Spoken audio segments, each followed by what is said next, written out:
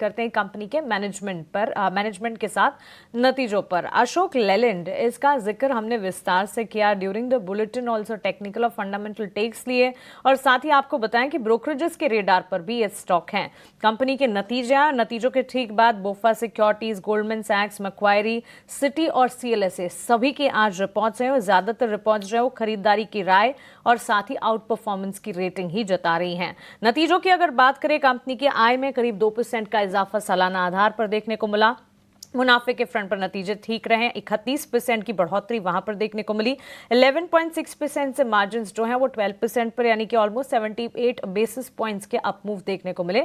All in all नतीजों पर अशोक लेलैंड के मैनेजमेंट का क्या कहना है, साथ ही Q4 में यानी कि आने वाली तिमाही के लिए किस तरह के सेंटिमेंट्स बन रहे हैं और क्या बिजनेस एक्सपेंशन प्लान्स हैं, इस पर विस्तार से बातचीत करने के लिए कंपनी के एमडी और सीईओ शेनु अग्रवाल अब हमारे साथ जुड़ गए हैं। मिस्टर अग्रवाल, स्वागत है आपका 18 आवर स्वदेश पर। अपना समय देने के लिए आपका शुक्रिया। और सबसे पहले तो नतीजों पर आपका टेक और कमर्शियल व्हीकल इंडस्ट्री जो कि इस वक्त डाउन साइकिल में नजर आ रही है, इस पर आपका आउटलुक जानना चाहेंगे। क्या आप बिलीव करते हैं कि हम बॉटमिंग आउट के नजदीक हैं, और अगर हाँ तो किस तरह की ग्रोथ ट्रेजेक्ट्री आगे नजर आएगी? Q4 के लिए किस तरह के बिजनेस एक्सपेंशन प्लान्स, क्या रणनीति आप बनाकर चल रहे हैं? डेफिनेटली हम लोग भी काफी सेटिस्फाइड हैं Q3 के रिजल्ट से, बिकॉज एक जो हमारा मीडियम टर्म विजन है मिड टीन EBITDA की तरफ जाने का, उसकी तरफ हमने अच्छा प्रोग्रेस किया है। लास्ट ईयर हमारा जो EBITDA मार्जिन था वो 12% था, अभी हमने 12.8% EBITDA मार्जिन डिक्लेयर किया है। तो हम लोग बढ़ रहे हैं धीरे धीरे उस मिड टीन EBITDA टारगेट की तरफ। दूसरा, जहां तक MHCV इंडस्ट्री का सवाल है, मैं आपकी बात से एग्री करता हूं कि ये बॉटम आउट हो चुकी है। Q1 में इंडस्ट्री ने अच्छा परफॉर्म किया था, हालांकि उस वक्त बहुत सारा पेसिमिज्म था कि यूनियन इलेक्शंस को लेकर शायद इंडस्ट्री अच्छा ना करे, लेकिन लगभग 5 से 6% की ग्रोथ हुई थी Q1 में, जो कि दिखाता है कि फंडामेंटली इंडस्ट्री काफी स्ट्रांग है। Q2 में डी ग्रोथ हुई, उसके एक दो कारण थे जो हमने पहले भी बात की है। पहला ये कि गवर्नमेंट कैपेक्स में थोड़ा सा कमी आई थी, इलेक्शंस के बाद थोड़ा स्पीड उसकी स्लो हो गई थी। दूसरा, मॉनसून्स भी थोड़ा इरेटिक थे और थोड़ा लंबे हुए इस बार, उसकी वजह से भी काफी माइंस कंस्ट्रक्शन एक्टिविटी में डिले हुआ। तो इसके कारण Q2 में लगभग 13 से 14% की डी ग्रोथ हुई।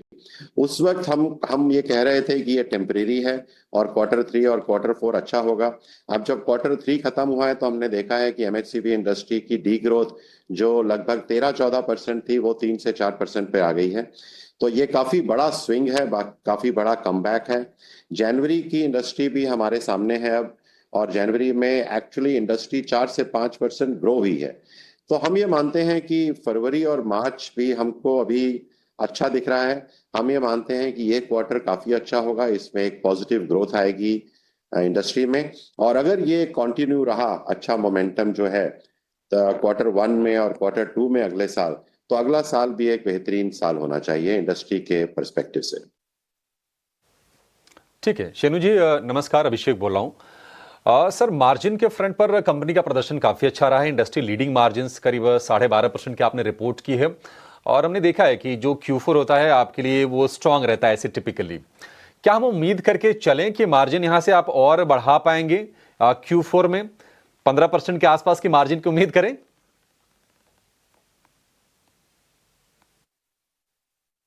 देखिए, Q4 का जो मार्जिन है वो थोड़ा अलग होता है, क्योंकि Q4 में इंडस्ट्री सबसे ज्यादा होती है। अगर Q4 की इंडस्ट्री Q3 Q2 से कंपेयर करेंगे एब्सोल्यूट सेंस में, तो वो काफी अधिक होती है। इसलिए वो ऑपरेटिंग लेवरेज का जो फायदा मिलता है Q4 में, उससे हमारा मार्जिन नॉर्मली काफी बढ़ जाता है और इंडस्ट्री का मार्जिन भी काफी बढ़ जाता है। तो आई थिंक पूरा साल का थोड़ा हमको देखना चाहिए, ताकि उससे सही पोजीशन पता लग सके। और पूरा साल में जैसे मैंने कहा कि Q3 में भी हमने लगभग 80 बेसिस पॉइंट मार्जिन बढ़ा पाए हैं, और पूरे YTD 9 महीने में इस साल भी हमने अच्छा मार्जिन अपना बढ़ाया है। और अगर हम इसी तरीके से, इसी स्पिरिट से, इसी फोकस से आगे बढ़े, तो मुझे लगता है कि 2-3 साल में हम अपना वो टारगेट मिड टीन EBITDA का पूरा करेंगे। जहां तक Q4 की सवाल है, डेफिनेटली जैसे मैंने कहा Q4 में वॉल्यूम बेहतर होगा Q3 से काफी ज्यादा। कॉस्ट सेविंग का एफर्ट चल ही रहा है। हमें लगता है कि हमारा मिक्स भी Q4 में बेटर होना चाहिए, तो उसके हिसाब से Q4 भी एक अच्छा परफॉर्मेंस का क्वार्टर होगा। ठीक है। श्री जी, शुक्रिया पहले तो समय देने के लिए। और आप पिछली बार जब आपसे बातचीत हुई तो आप ये कह रहे थे कि आप कुछ अपनी सब्सिडरीज को अनलॉक करेंगे, डेट मीन्स कंपनी में से सब्सिडरीज को अलग निकाल देंगे और उसके बाद में हो सकता है लिस्टिंग भी हो। तो आप मेरे को थोड़ा इसकी प्रोसेस बता सकते हैं, कहाँ तक हम पहुँचे हैं और किस सब्सिडरी को आप सबसे ज़्यादा इम्पोर्टेंस दे रहे हैं? हाँ, देखिए, बहुत सारा वैल्यू अनलॉक होना बाकी है अभी।